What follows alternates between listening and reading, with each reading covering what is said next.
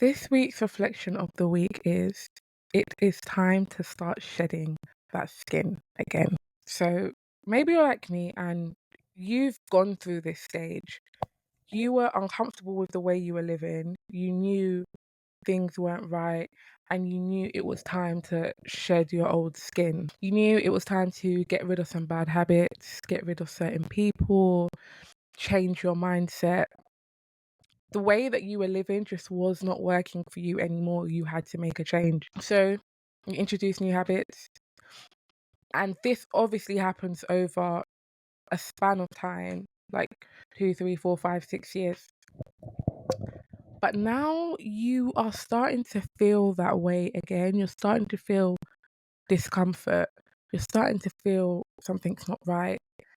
And I'm sorry to tell you, it's because this is a journey. Like you don't do it once and then everything is okay. You've solved the puzzle. You'll forever feel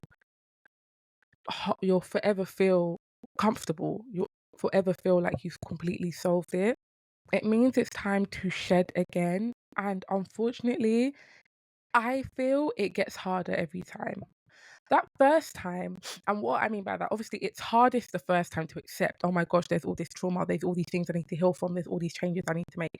Accepting it is harder the first time, and the change is massive. But what I find harder the second time is it's like that second round, that second layer of skin. And it's all in order for me to break out and truly feel comfortable and truly get to that place I'm trying to get to, this one's going to be a big purge. I am going to have to go in. I am going to have to do a complete 180 on the mindset. I'm going to have to cut out things that I didn't even think were a hindrance before. And you can choose to not do it. You can say, I'm all right here. That first purge I did, where I got rid of the things that were blatantly bad for me and I started dealing with the blatant trauma, like the things that were obvious that you were avoiding. You're not going to get to that comfort again until you shed the next layer.